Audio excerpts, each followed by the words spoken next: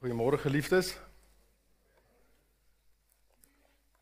In ons huis sê ons Happy New Week. So, ek weet nie hoe sê mense dit mooi in Afrikaans nie, maar gelukkige nuwe week vir julle, hoor. Ek vertrou dit gaan goed met julle elkeen. En vanoggend wil ek graag met ons gesels oor die woord totdat. Weet julle wat die titel van vandag se boodskap is?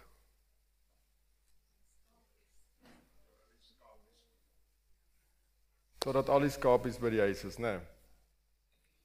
Kom ons bid saam. Ons dierbare Hemelse Vader, ons sê vir U baie dankie, Here, dat ons vanoggend voor U kan stil raak. Here, dankie vir U liefde en U genade.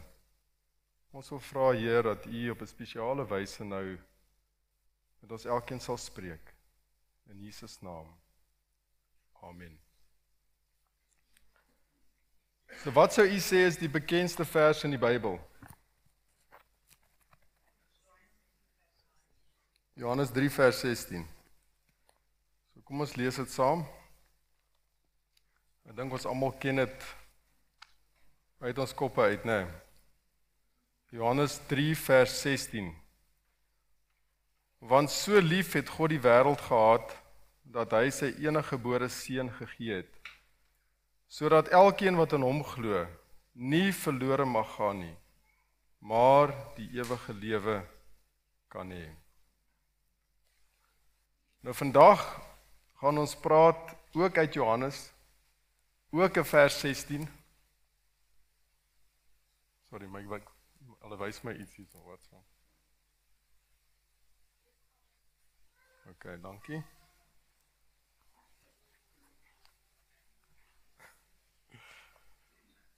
Is dit nou reg? Dankie. So ons gaan ook praat uit Johannes, ook in vers 16, maar dit is Johannes hoofstuk 10. So miskien was hierdie vers nie so bekend vir u nie, maar ek hoop dat van vandag af sal ons Johannes 10:16 onthou.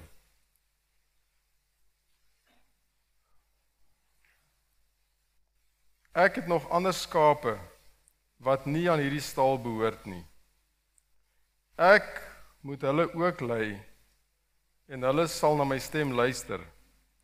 En dit sal wees een kudde, een herder.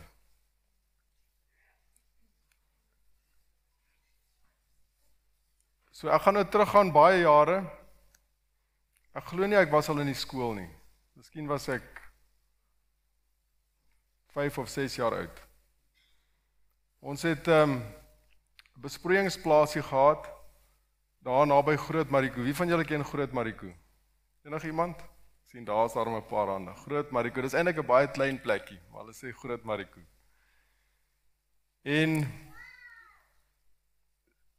iets het gebeur, ons weet nie presies wat nie, en ons plaasie het afgebrand. So ons het weiding gehad en landerye, en ons het beeste gehad op die weiding, en die weiding brand af, so wat moet mens nou maak? Nou kort jy ander weiding vir jou beeste. Wie weet waarvan ek praat? Reg, so nou moet jy 'n ander plek soek. En daar was 'n man met die naam van Ralph Schroeder. Ralph Schroeder, en hy het grond gehad verder weg van ons af.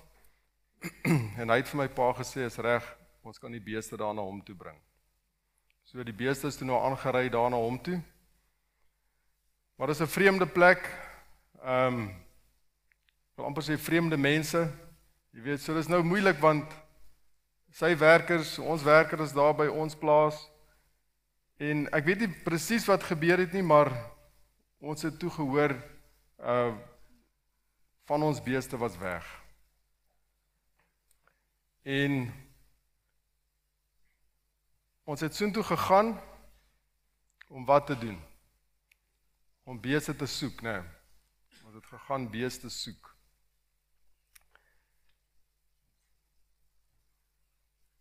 En ek sal nooit vergeet, ek weet of my broer hier is vandag, ek skryf nie so. Okay. Maar hy is hier so op die campus. Nou hy is so amper 3 jaar jonger as ek. En ons het 'n Tswana mannetjie gehad wat gehelp het, sy naam was Sello. En Kevin het baie keer op Sello se rug gery.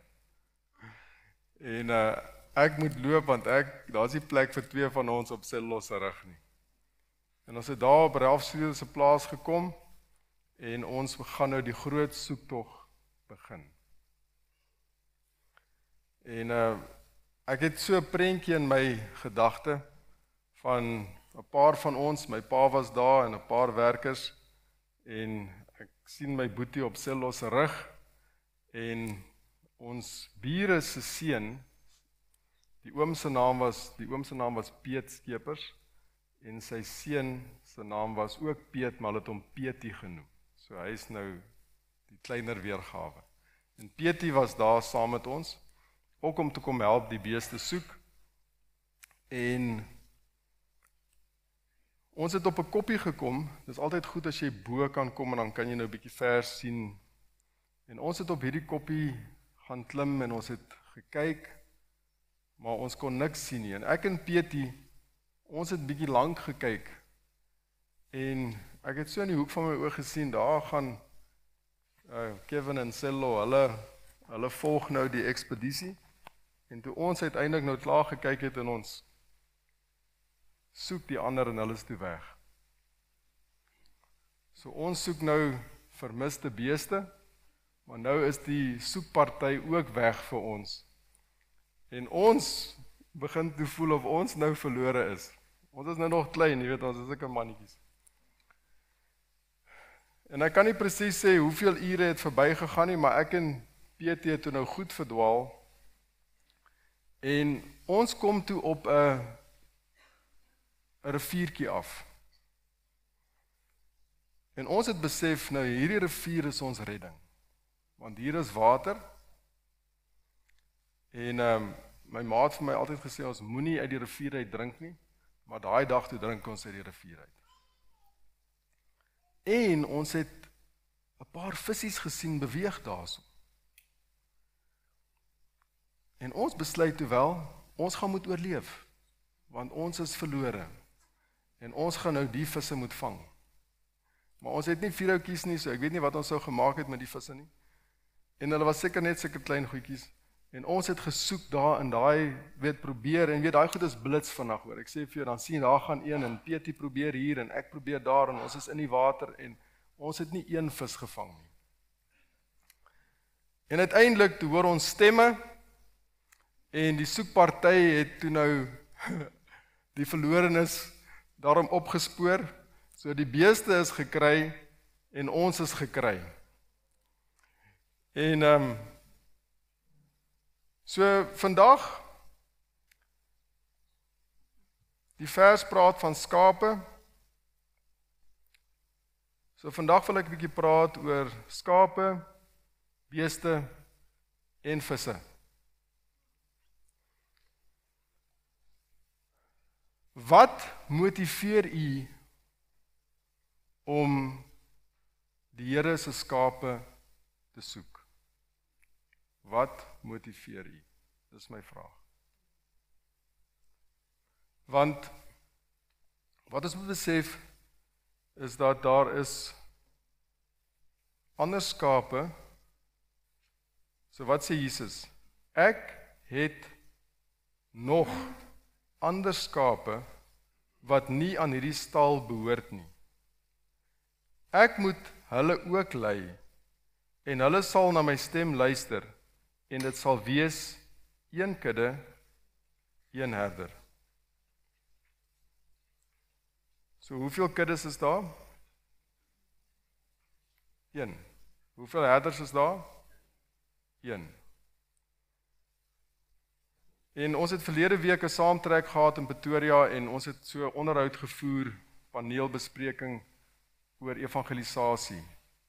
En ek het die onderhoud gevoer en vrae gevra vir die mense en die een vraag wat ek gevra het, wat is jou starter? Né? wat kry jou aan die gang? Ons het 'n ou Massey Ferguson gehad, die 165. Die ding het nie 'n battery gehad nie en ek dink die starter het ook nie gewerk nie. So wat doen jy met daai trekker? Jy parkeer hom ons daar op afdraande, né? Het jy dit al gesien? En dan moet jy daai ding aan die gang kry en daar gaan hy. So wat kry u aan die gang? Wat start jou engine? Nou ek gaan vir julle sê, ons het 'n probleem in die kerk, en dit is dat ons het ons eerste liefde verloor. Stem jy met my saam? Kan jy onthou die tyd toe jy opgewonde was, aan die brand was, jy kon nie wag om te vertel nie? Jy weet, toe Rachel gebore is, ons eerste kind, ek wou die hele wêreld vertel. Ek kom daar by Helderberg se hek, daar was 'n man daarso, hy die hek opgepas. Sy naam was Colonel Versaghi. En ek spring uit. Ek sê, ons dogtertjie is gebore. Hy sê, meneer, my seentjie is 2 weke teruggebore en ons het mekaar omhels daar by die hek. Jy weet, daar was 'n opgewondenheid. Jy wil net vertel en vertel en vertel. So ons het op 'n plaas gebly toe later, ons het op baie groot Mariko plaasie aangegaan en toe koop my pa 'n groter plaas en die plaas was 1300 hektaar. Dit is groot. Dit was baie bebos, baie terpentyngras. So ek gaan vir jou sê, as jy beeste soek, die bees kan net hierso staan en jy kan hom mis, jy kan verby hom loop. En wat daar gebeur het is, daar was baie bedreigings.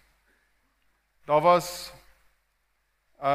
luiperds wat daar verby beweeg het. Daar was bruin hyenas, daar was jakkalse. Ons het bure gehad aan die noorde kant, 'n stad vol mense. Hulle het ingekom, hulle het strikke gestel en hulle het ook drade geknip en gesteel. Julle verstaan die scenario, né? En so ons moes elke dag die beeste tel. Elke dag, jy kan nie 'n dag oorslaan. So wat ons gedoen het is, as die watersyping nou hierso is, het ons nou dit toegespan. So die kamp is groter en dan die syping is toegespan. En dan hou jy dit toe. En dan kom al die beeste, hulle lê voor die hek en hulle wag tot jy oopmaak. Dan maak jy oop en jy tel hulle in. En jy weet, daar moet soveel in die kamp wees. En dan sê maar, daar's nou 2, 3, 1 vermis. Wat doen jy dan? Jy weet, jy sal, as jy nou lui is en as jy nog 'n bietjie rondkyk en dink, okay, miskien gaan die bees kom. Maar as jy soos my ma is, dadelik, dan begin jy soek, né? Want dis dalk die een wat swaar dragtig was. Kyk, moet ons wat het sukkel sy om te kalf, of het die jakkals haar nou 'n beet gekry, of die hyena, of wat het gebeur? En dan begin jy soek. So wat motiveer die soektog? Nee, dit is die een wat vermis is. Stem julle saam? Wat het die herder in die Bybel gemotiveer? Ons weet Jesus is die goeie herder. Hy het 100 skape gehad en wat gebeur toe?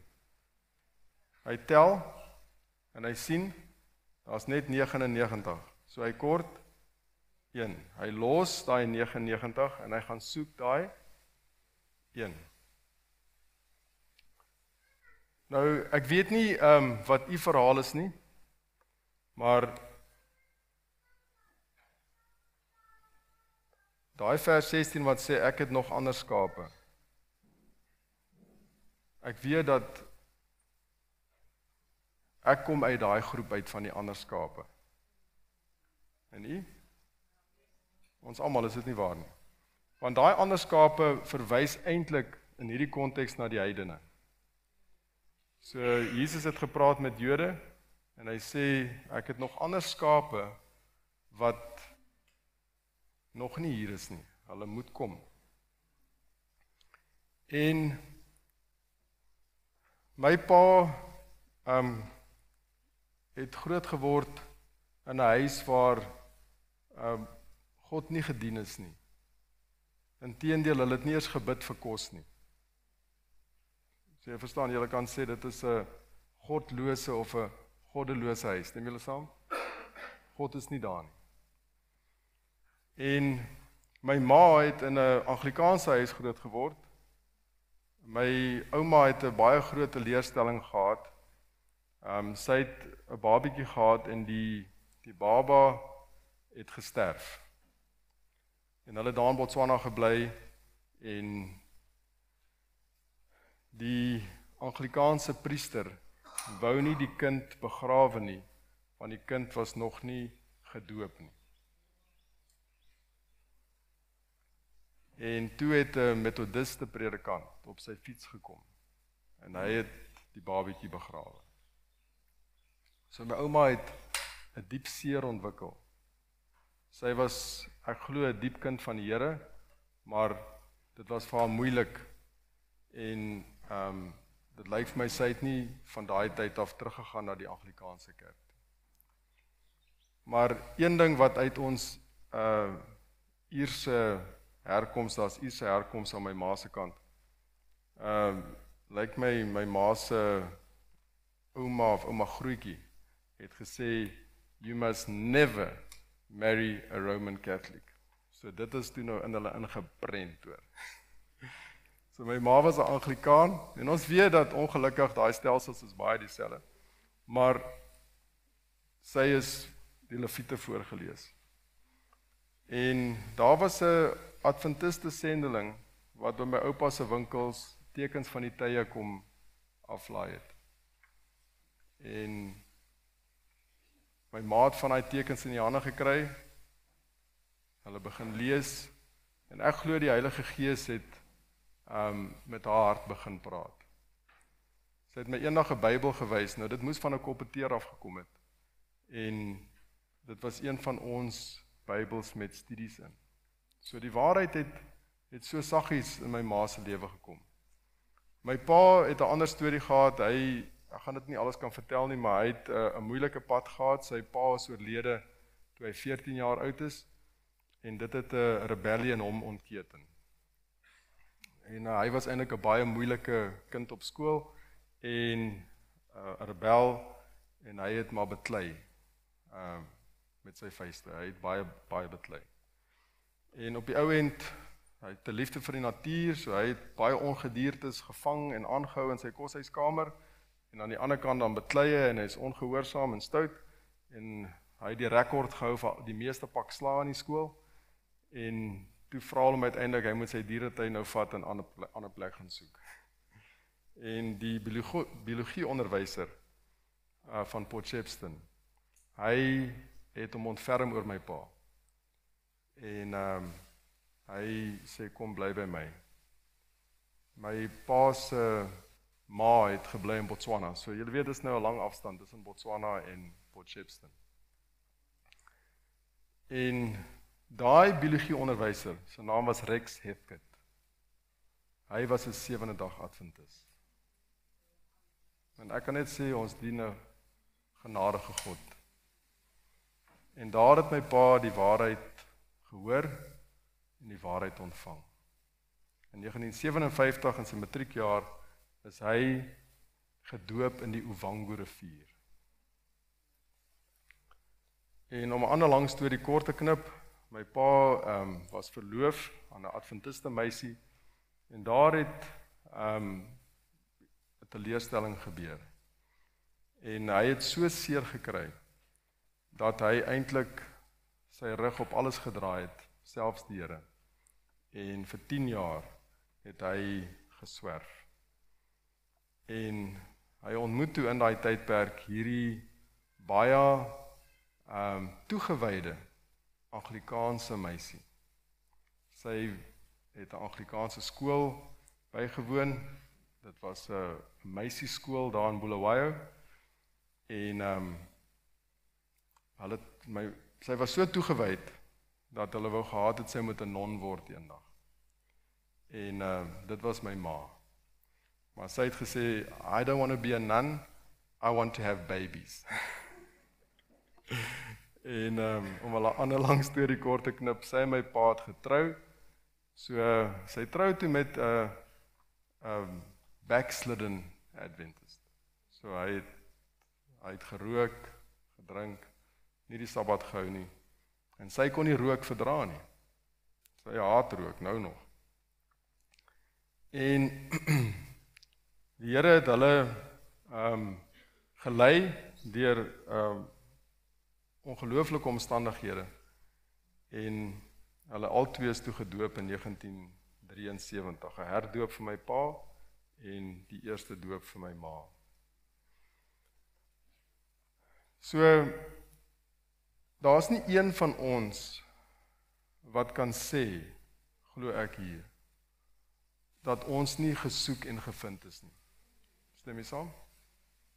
Ek dink ons almal kan sê, I once was lost, but now I'm found. Was blind, but now I see. En ek dink hierdie boodskap dra meer gewig, omdat ek baie wit plastiek hier kan sien. Daar is nog baie ander skape wat moet inkom. Stem jy saam? En ek wil hê dat ons moet kyk na Lukas hoofstuk 5. Lukas hoofstuk 5.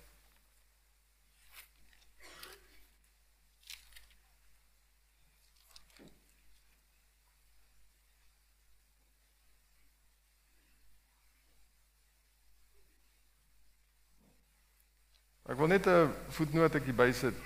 My pa was verskriklik verslaaf aan tabak. Hy het Texan Plain gerook. Ek wil amper sê, ek vermoed amper soos 'n kettingroker, né? Hy het verskriklik gerook. En hy het baie probeer om dit op te gee. Oor en oor, allerlei maniere, maar hy kon nie. Hy kon dit nie wen nie. Hy het baie keer vir die werkers al sy goed gegee, sy sigarette, sy pyp, sy tabak, alles. Dan sê hy nee, hy is nou klaar met dit. 'n dag of 2 later, dan gaan hy terug en sê, gee my goed, ek soek my goed. En hy het kwaai gesukkel. En op 'n dag, toe sê hy vir die Here, ek kan dit nie oorkom nie. Hierdie ding is te sterk vir my. En die Here het hom 'n oorwinning gegee. Net so. Sonder onttrekkingssimptome, net so. 2011 toe doen hulle 'n ekstraal op sy skouer en hulle tel toe op die radioloog dat daar skade aan die longe is, né? En hulle diagnoseer hom met emfyseem. En dit is 'n doodsvonnis, julle weet dit. Op daai stadium was hy 72. En hy het klaar alles uitgewerk vir sy begrafnis. Hy het gesê wie die draers gaan wees, alles. En my vrou lees in 'n gesondheidsboek, sy kom af op 'n behandeling vir emfyseem, en daar is nie 'n behandeling, maar sy kry 'n behandeling. Dit is 'n tipe hidroterapie. En ons sê, wel, kom ons probeer dit. En deur 'n groot wonderwerk, het my pa nou onlangs 86 geword. So ek dink van daai draers bestaan nie eers meer nie. So ek wil vir julle sê, daar is 'n genesing. Ons het my pa gesalf, ons het hom behandel, en ons dank die Here dat hy vandag nog lewe, en hy is ywerig vir die Here. Hy is besig om siele in te bring vir die Here se kraal. Lukas hoofstuk 5, in my Bybel sê dit die wonderlike visvangs. En Petrus en Andreas en Johannes en Jakobus, wat se werk het hulle gedoen? Hulle was vissermanne, né? Dit was, in Engels sal ons sê, ek dalk Afrikaans ook, so dit was P&A en J&J Deepwater Hake, né? Dit was nie I&J nie, was J&J. So hulle was vissermanne, en Die Here wat Jesus was 'n skrynwerker. En hy wys toe vir hulle hoe visvang eintlik werk. En ons het nie die tyd om alles nou deur te gaan nie. Vers 8 van Lukas 5. En toe Simon Petrus dit sien, val hy neer aan die knieë van Jesus en sê: "Gaan weg van my, Here, want ek is 'n sondige man." Want verbaasheid het hom aangegryp en almal wat by hom was oor die vangs van visse wat hulle gemaak het. En net so ook vir Jakobus en Johannes, die seuns van Zebedeus, wat Simon se maats was. En Jesus sê vir Simon: "Moenie vrees nie. Van nou af sal jy mense vang." En nadat hulle die skuite aan land gebring het, het hulle alles verlaat en hom gevolg. So daar was 'n tyd toe hulle geroep het in die begin van die bediening. Daar langs die see het hulle geroep, hulle het gevolg, maar hulle het nog steeds teruggegaan en gevang. Maar hierso, Lukas 5, los hulle alles. Familiebesigheid. En hulle volg nou vir Jesus. En nou kom ons by Johannes 21. Johannes 21. En ek wens ek het die tyd gehad om meer detail hier te gee. Ons lees vers 1. Na hierdie dinge het Jesus weer aan sy disippels verskyn by die see van Tiberias en hy het so verskyn. Ek noem dit al die name. Simon Petrus sê in vers 3, ek gaan wat doen? Ek gaan mense vang. Ek gaan vis vang. Hulle sê vir hom, ons gaan ook saam met jou. Hulle het uitgegaan en dadelik in die skei geklim en in daardie nag het hulle hoeveel gevang? Niks. So hierdie is 'n herhaling van Lukas hoofstuk 5. En jy moet verstaan in die see van Galilea, so dit het verskillende name, die see van Tiberias, die see van Genesaret. Jy moet in die nag vang, want die water is baie skoon, helder, en hulle vang met nette. So as jy in die dag vang, dan sien die visse die net. So jy vang net in die nag. So in Lukas 5, die heel nag probeer, hoeveel gevang? Niks. Dit is nou daglig, Jesus sê, gooi die net daar, en hulle gooi hom, en daar is baie visse. Nou, Jesus is dood, hy het opgestaan, en nou daar in Johannes 21, sê Petrus, ek gaan terug. Ek gaan terug. En daai nag vang hulle niks. Jesus staan op die oewer en hy gee hulle opdrag. En wat interessant is, vers 6 sê, en hy sê vir hulle, gooi die net aan die regterkant van die skei en julle sal kry. Koning van die eeue sê, dit is die kant waar Jesus gestaan het. So hy het gesê, gooi julle leenet na my toe. En daar is 153 groot visse in daai net. Dan kyk ons na vers 15. Toe hulle dan klaar was met die môreete, vra Jesus vir Simon Petrus, Simon, seun van Jona, het jy my waarlik lief, meer as hulle hier? Hy antwoord hom, ja Here, u weet dat ek u lief het. Nou,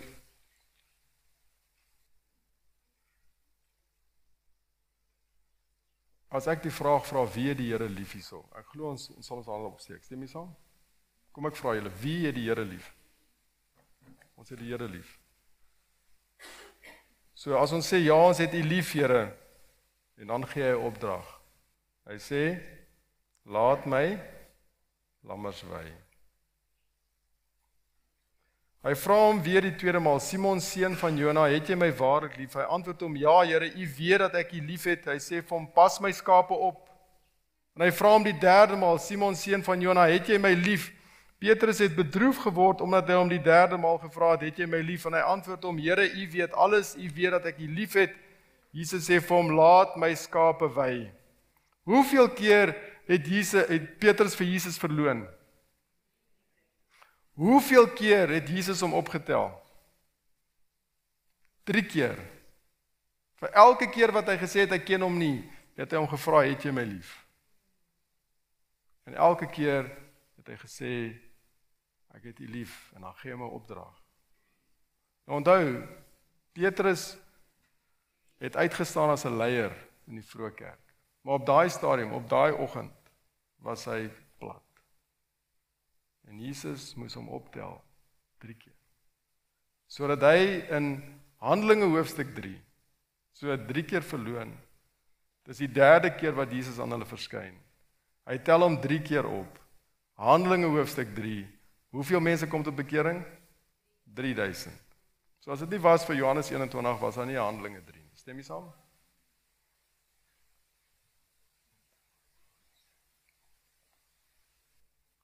En nou kyk ons na vers 19. En dit het hy gesê om aan te dui deur hoedanige dood hy God sou verheerlik. En toe hy dit gespreek het, sê hy vir hom, volg my. Volg my. Nou onthou hy het dit vir hom gesê daar in die begin, toe hom geroep. En nou hier aan die einde sê hy vir hom, volg my. En dan kyk Johannes rond, Petrus kyk rond en hy sien vir Johannes. En hy sê, Here, maar wat van hom? En ek dink baie keer doen ons dieselfde. Ons kyk rond en sê, Here, maar wat van daai ene? Wat van daai ene? Vers 22, Jesus antwoord hom, as ek wil hê dat hy bly totdat ek kom, wat gaan dit jou aan? Volg jy my? Volg jy my?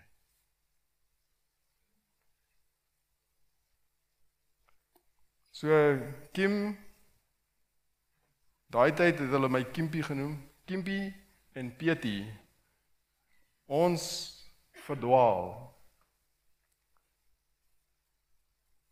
Want ons was besig met eintlik, ons aandag is afgetrek. Ons was veronderstel om saam met die soekparty te beweeg. En ons verdwaal, ons besluit ons gaan, in plaas van beeste soek, gaan ons wat doen? Visvang. Ons gaan visvang. En hoeveel het ons gevang? Niks nie. Waarmee is u besig? Waarmee is ek besig? Jesus pleit met ons en sê, ek het ander skape. En ek weet nie of ek dit nou so ver kan druk, maar hoekom pla dit ons nie? Want ons kan dalk sê, wel hulle is veilig, daar in daai ander kraal, en ons het ons kraal, en daar's ander krale daar, so, ag, ons is almal maar tevrede met die kraal waar ons is. Maar daai ander krale is voerkrale. Wat gebeur daar? So ons moet verstaan, dat ons moet hulle kry na veiligheid.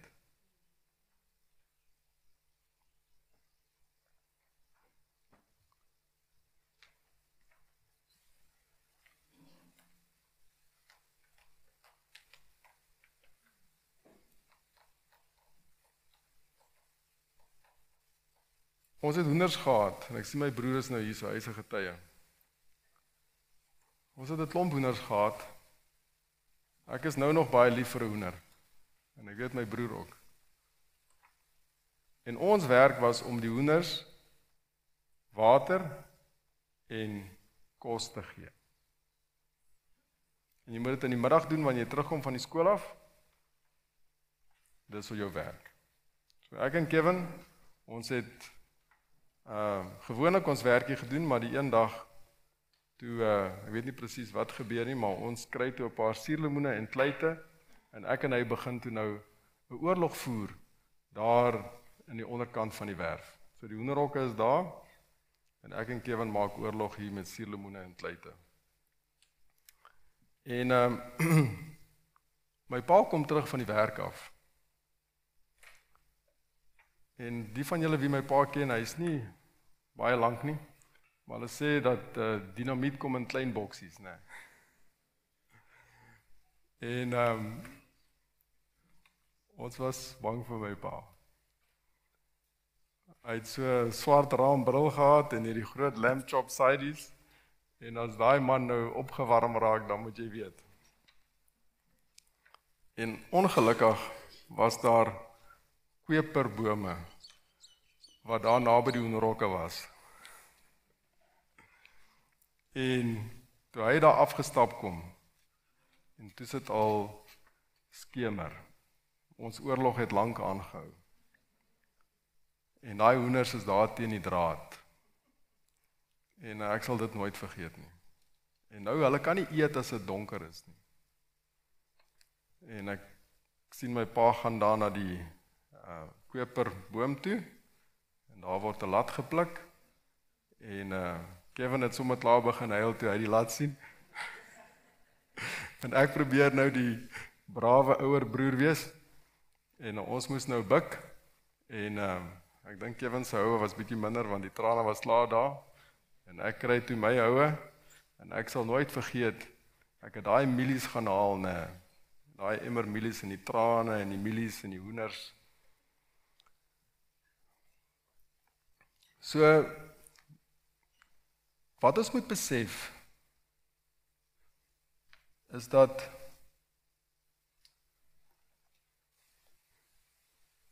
onbetrokkenheid het 'n gevolg. Onbetrokkenheid het 'n gevolg. En ek wil hê dat ons moet kyk na Rigters hoofstuk 5.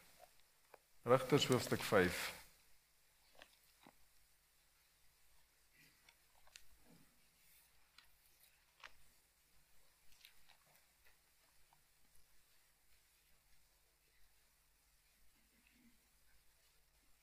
Julle ken die storie van Deborah en Sisera en Jael, die tentpen, en nou kyk ons na die lofsang van Deborah.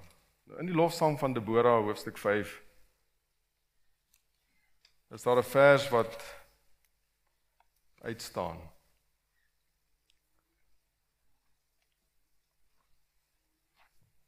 En ek wil net hierso kyk in die Andrew Studiebybel.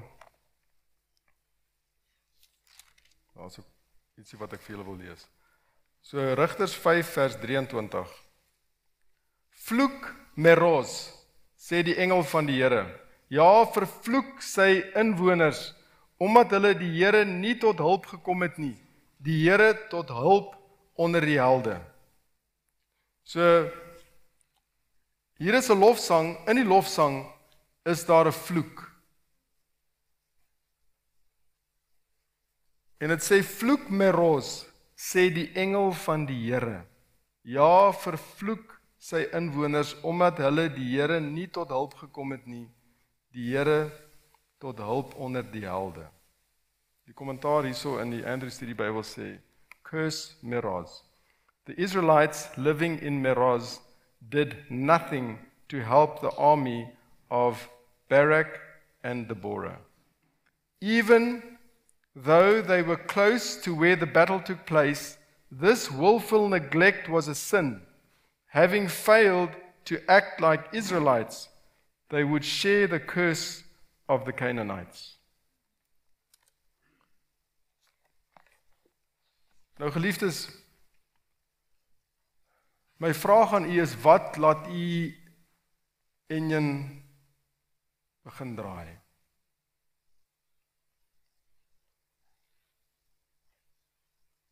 As 'n mens agterkom dat iets verlore is, dan begin jy dit gewoonlik soek, as dit belangrik is vir jou. Stem julle saam?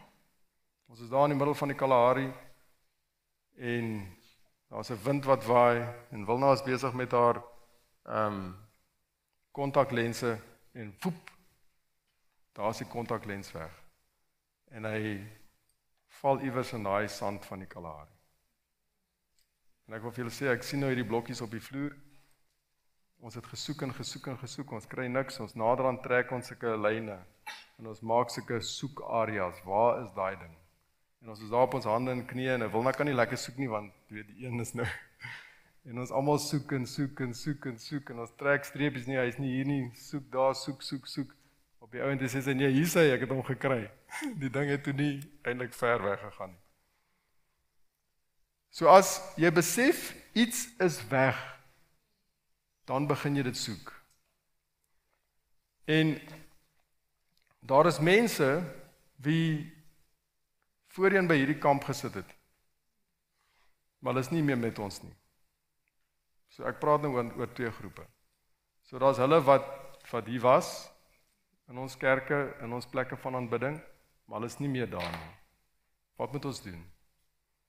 Ons moet soek, ons moet probeer terugbring, stem jy saam? Dan is daar hulle, wat nog in ander krale is, wat ook moet kom. So ons moet soek, en ons weet nie, wie sal reageer nie, maar ons moet probeer. Stem jy saam? Onthou julle die verhaal van Desmond Doss?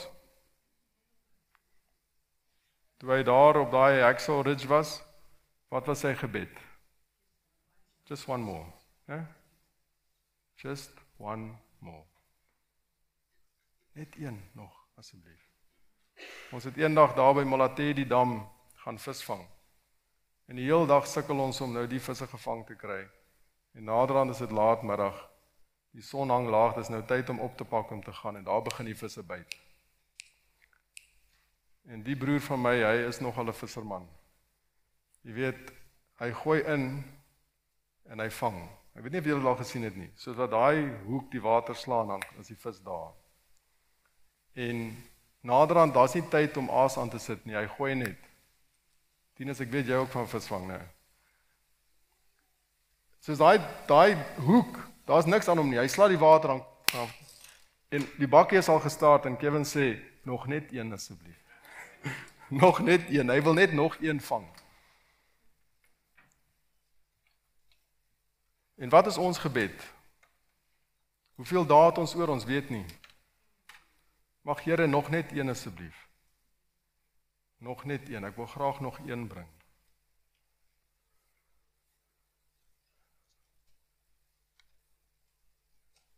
Openbaring 18 vers 4. Openbaring 18 vers 4 is 'n bekende vers vir ons.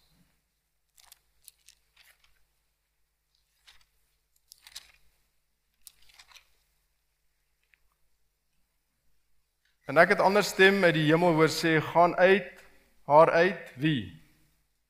My volk, sodat julle nie gemeenskap met haar sondes mag hê en van haar pla ontvang nie. So, die Here praat van Babylon, dis 'n stelsel. En waar is God se volk? Baie van hulle is nog binne in daai stelsel. En hy sê, gaan uit, haar uit, my volk. Maar hoe hoor hulle dit? Openbaring 14 praat van 3 engele wat in die middel van die lug vlieg. Dis boodskappers. Die Rahainou het gesê, wie's dit? Want hy het ons gevra gister. Dis ons. Ons moet die boodskap dra. Romeine hoofstuk 10. Romeine hoofstuk 10. Ons lees daar vers 14 en 15.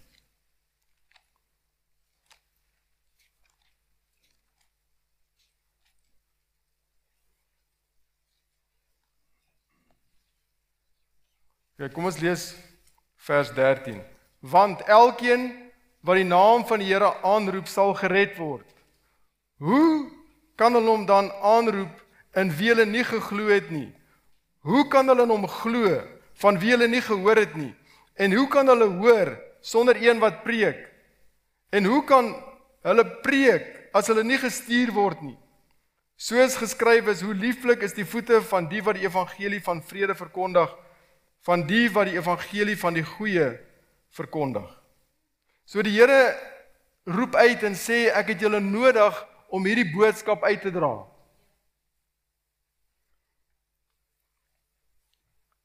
En ek wil vir sê, as ons dit nie doen nie, dan is daar 'n gevaar vir ons om ons eie saligheid te verloor.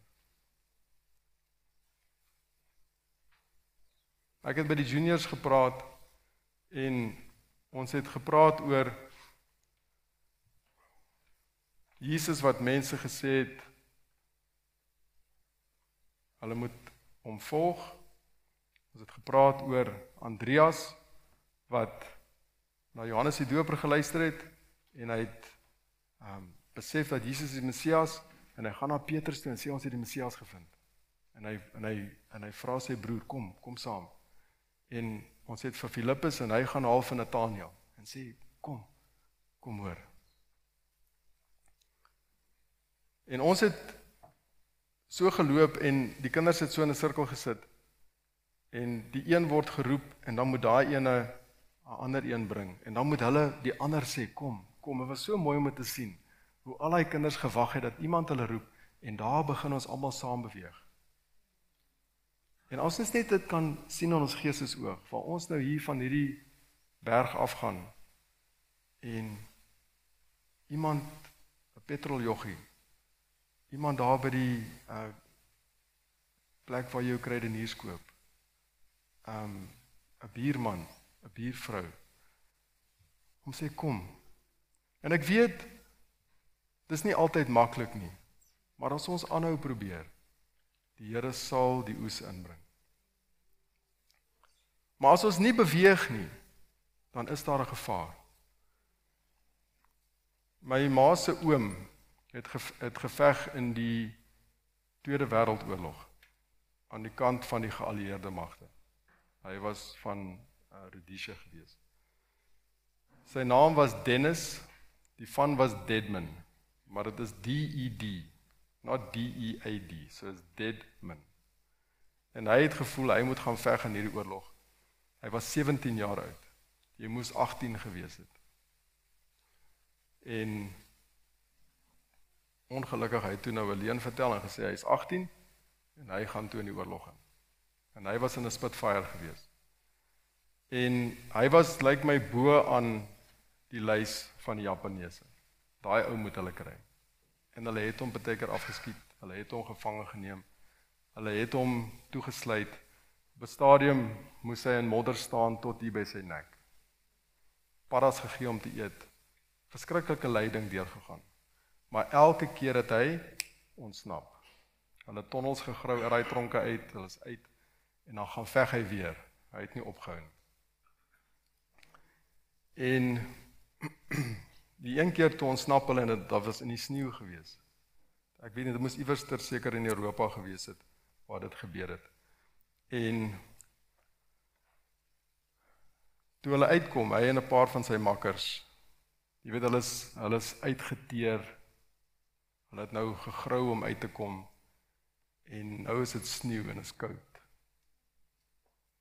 En terwyl hulle loop, kyk, hulle het ook nie die nodige warm klere nie. En dan sê sy vriende, man, ek wil net 'n bietjie sit. Hy sê, as jy sit, gaan jy nooit opstaan nie. En ongelukkig, hulle het gesit, en hulle het nie opgestaan nie. En van 'n hele skeepsvrag het net 2 teruggekom, en hy was een van hulle. So die les wat ek hier uit leer, is hou aan beweeg. Moenie ophou beweeg nie.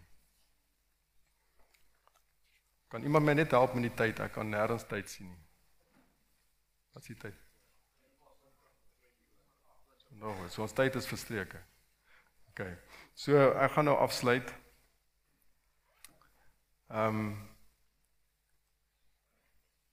Miskien was u ywerig op 'n tyd en iets het gebeur. Dalk het u 'n teleurstelling ondervind, dalk het u seer gekry. Dalk het u probeer en dit het nie gewerk nie.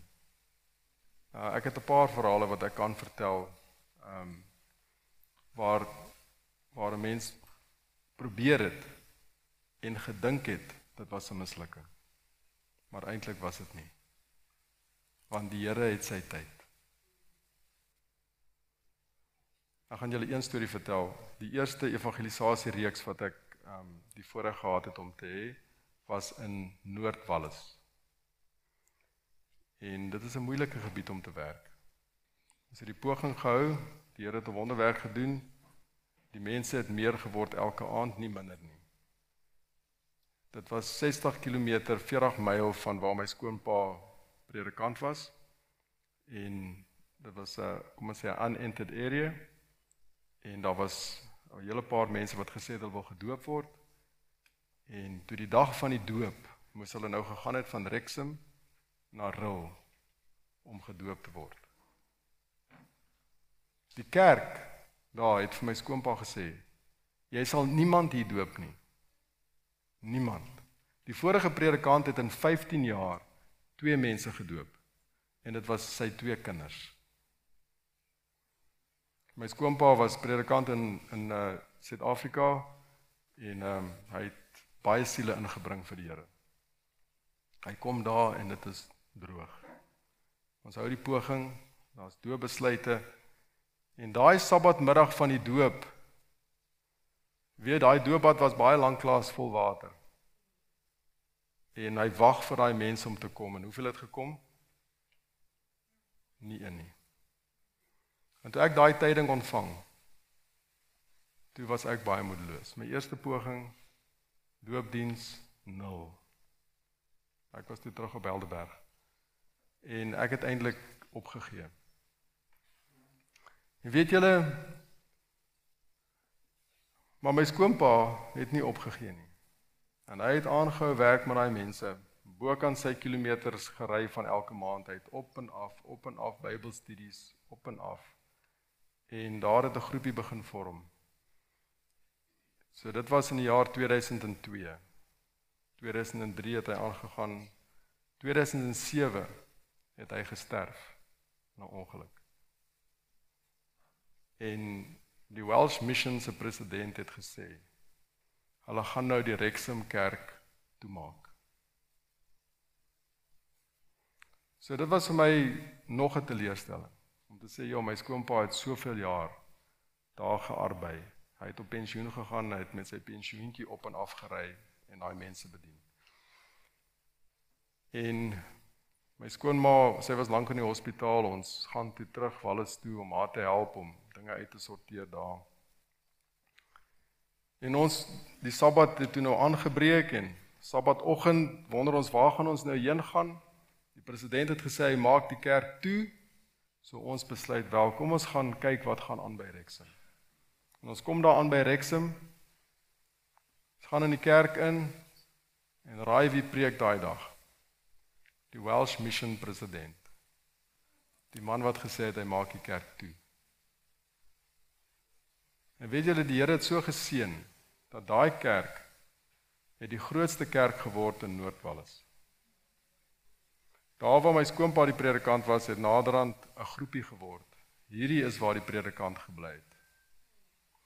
En John Carter was hierso in 2010 as ek reg onthou.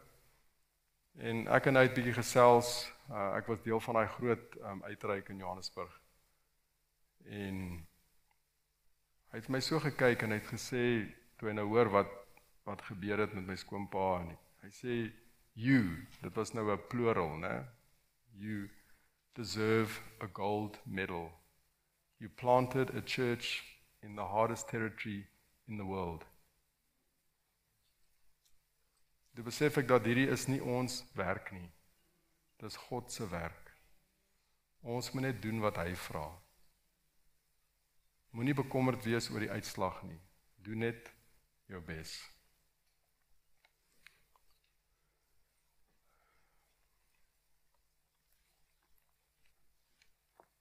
Die een gronddam op Sandpoortjie se naam was Kokkelevoet. Dis 'n Tswana naam vir 'n ryer. En my ma gaan af om daai Concertina hek. Julle ken daai hekke, né? Hulle noem dit 'n backslaner. Maak die hek oop, tel die beeste in. Maar een van die beeste was nie daar nie. En my ma het 'n rukkie getalm, alles gekyk, en daar kom die koei toe, maar sy het net vinnig gedrink en weer teruggegaan. En dit is 'n teken dat sy gekalf het, die kalfie is weggesteek, en sy wil teruggaan na haar kalf toe. Maar my ma wil ook nou die kalf sien of alles reg is, en my ma het altyd met 'n blou overall geloop met die groot kakie hoed, en sy is agter hierdie koei aan, daar in die randjies, en deur die bosse, en sy kry toe 'n reuk van iets wat dood is. En dadelik vermoed jy nou die kalfie is dood. En hulle het so om 'n bos gekom, en die koei was nog besig om daar te loop, en hier sien my ma iets, en dit was 'n mens. En my pa het ons gebel, gesê ons moet kom, ek en Wilna het gekom, en ek het nog nooit so iets gesien nie. Dit was 'n jong man, hy was verstandelik gestrem, en hulle daar in die village gebly, langs ons plaas, en die eendag het sy pa kwaad geword vir hom. En die boodskap wat hy gekry het, is dat hy is nie meer welkom in sy pa se huis nie. En hy het geloop. En hy het weggeraak. Hulle het gesoek en gesoek en gesoek. Hulle het die sangomas geraadpleeg, en die sangoma sê, nee, hy is daar, en die ander sangoma sê, hy is daar. En dit was 3 weke later, toe my ma nou die kalf soek, toe kry sy die jong man daar so. En hy was lankal dood. Ja, wat hy gedoen het is, lyk vir my, toe hy op daai plek kom het, hy sy klere uitgetrek, en hy het opgekrul in 'n bolletjie. En net daar gelê en dood gegaan. En die polisie het gekom, en forensies, en die hele storie, en die pa het gekom, en hy moes kom kyk, en hy sê, ja, dit is sy seun.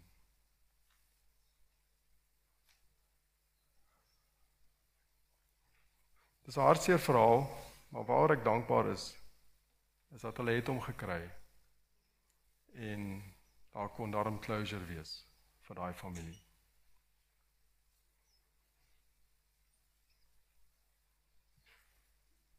Daar is dinge wat die Here vir ons wil doen.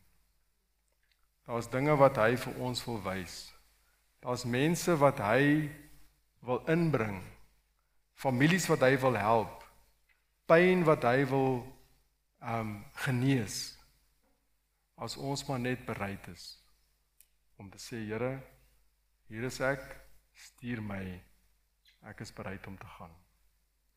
Hy het nog ander skape wat moet inkom. Is u bereid? Is u bereid om deel te wees? As u wil sê, Here, daai eerste liefde van my, ek wil net vra dat u dit weer helder sal laat brand. Dan kan u saam met my staan vir gebed.